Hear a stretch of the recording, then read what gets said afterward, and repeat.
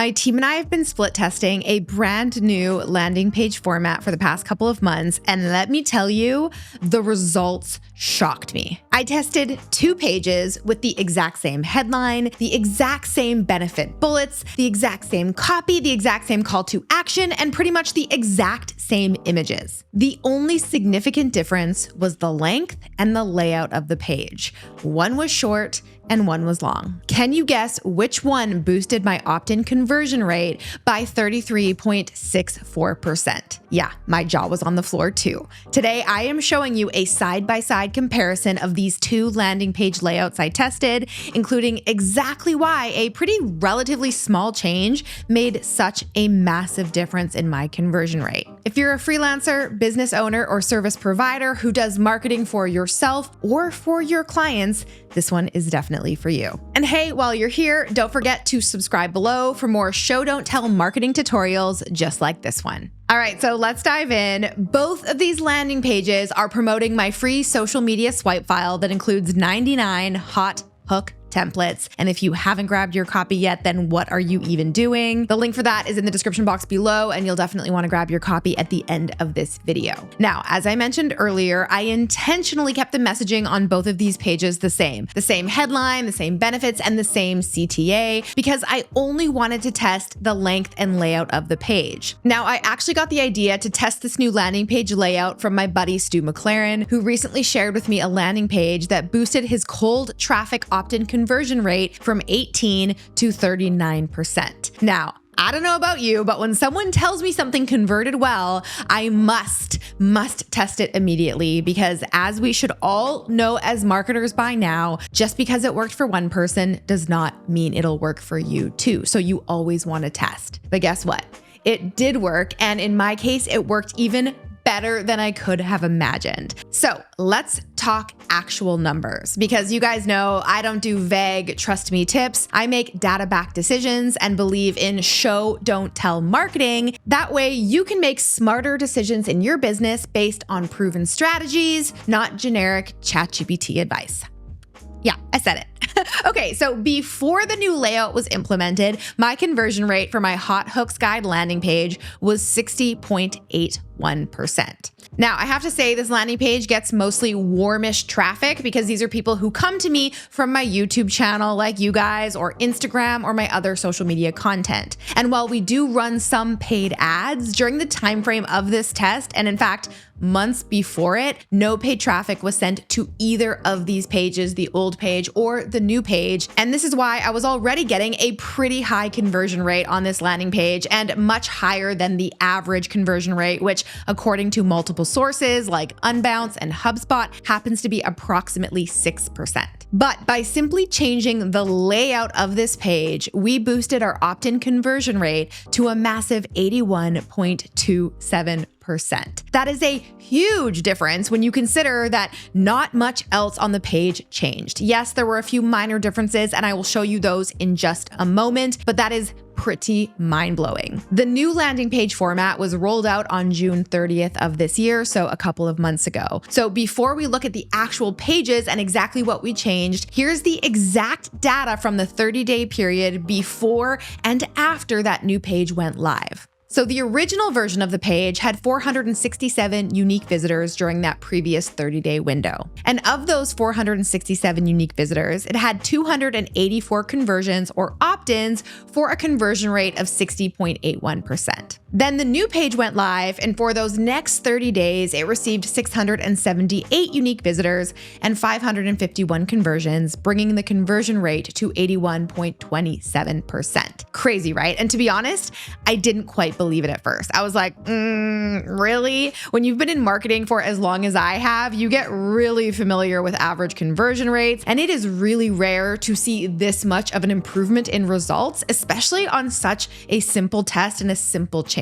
So I actually made my team triple check and cross-reference every single opt-in with my Google Analytics, my Seg metrics, and my Kit accounts just to make sure. And you guys, these stats were dead on. The page really saw that much of an improvement. Now, it's time for the moment you have all been waiting for. Let's look at the pages side by side. So I'm going to do a side-by-side comparison of these two pages and talk about why I think the new version converts so much better. All right, so the very first thing you will notice about these pages is the length. And if you didn't already guess, the original page was much longer than the new page. In fact, the new version has been condensed and formatted in a way that the entire page, the entire thing, fits above the fold, which means the viewer or the visitor, if they're viewing on desktop, does not need to scroll at all to read everything that's on the page and opt in for what they came for. Whereas on the original page, the viewer has to scroll in order to read all of the copy. But what is super interesting here is that there isn't any more or less copy between these two versions. It really is just formatting. Now, the other thing you'll notice here is that the colors are slightly different, and that's because we just rebranded our entire site and that teal color is being phased out. So on the new page, I just went with our classic yellow color because I knew that that color wasn't going anywhere. So while keeping the color of the pages the same would have made for a cleaner test because we're really just comparing the layout and not the colors, I wanted to make sure that the new page we were building would still work with our new color palette and of course make sure it would still convert. And it absolutely did. Next, you can see that both versions of the page start with the exact same headline: 99 social media hooks that capture attention. Get more clicks, engagement, and conversions. Then in the original version, there's a third headline that says, click below to get free and instant access to the Copy Posse's Sizzlin' Hooks swipe file. And then it had a little button there that you could click on and an opt-in box would pop up. And right under that, it has what I call an authority banner with all of those media logos. Now, the good thing about this page is that we do have the button above the fold, which is really important because you never want to have your viewer have to scroll in order to figure out how to get the thing that they came there for. You want to give it to them straight away. So the original page did do that. Now, in the new version of the page, I did remove that third line of text to optimize space, and I included the following headline: use these fill-in-the-blank hook templates to write attention-grabbing hooks for your captions, real cover photos, headlines, subject lines, ads, YouTube video titles, and sales page openers.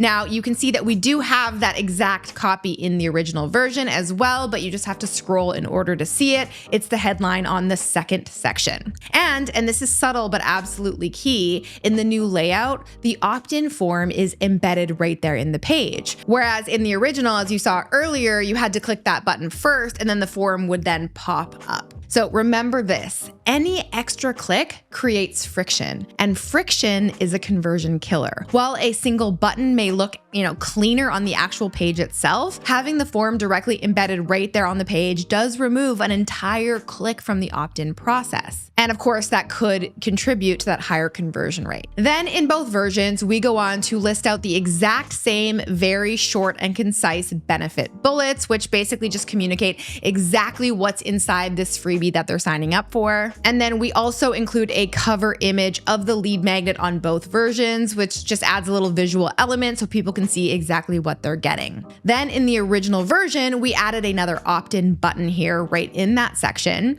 Both versions then have a short bio about me and who I am. Of course, this helps build trust with people who don't know me yet. And the only change that we made here in the new version was to slightly shorten this bio to only the most important points. So as you can see in the original version, the viewer actually has to scroll to get to that bio section and to read about, who I am and what I'm all about. For the new version, you can see that we included the authority banner right there under my bio, whereas in the original version, as I mentioned, it was up at the top of the page. So the elements are, still there, they're just in different places. And then lastly, on the original version, you can see that we added another call to action section at the very bottom of the page, prompting people to sign up. Now, this is important when you do have a longer page, because if the viewer needs to scroll, you want to make sure that a call to action is the very last thing that they see. So if you counted, yes, the original had 3 call to action buttons that would then pop up a form, and it took about 3 to 4 scrolls on desktop to get from the top to the bottom of the page.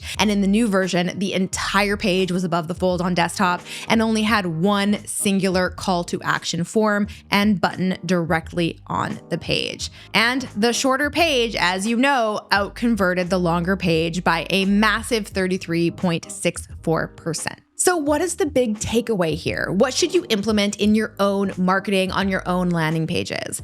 Well, the first thing I'm going to say is that you absolutely have to test this for yourself. I'd be really curious to see what kind of results you got on your test. But if I were to make a data-backed declaration here, I would say this. Short, simple landing pages work very well, especially for warmer traffic and freebies that require very little education. Tell people what they're getting and how to get it ASAP. Now, I still think longer pages work well for lead magnets that require a greater level of commitment from the visitor, like say signing up and then showing up to a masterclass or a webinar. But hey, I will be testing that too, and you better believe I will report back right here. So I'm dying to know, what split test do you want to see next? Comment below and let me know. Then make sure to subscribe to my channel so you don't miss it. And hey, while you're down there, go ahead and grab your free copy of my 99 hot hooks swipe file so you can see our brand new landing page in action. And if you love geeking out on split testing, data breakdowns, and real-time marketing lessons like this, then you are definitely going to want to check out the next video from me right here. And I will see you next week with a brand new video. Until then, I'm Alex. Ciao for now.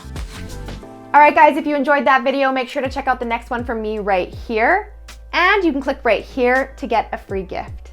Okay, so my team and I just discovered a massive blind spot in our funnel that's been quietly slowing down sales, dragging out the customer life cycle, and potentially costing us thousands of dollars every single month. And want to know the craziest part? We didn't even realize it was happening.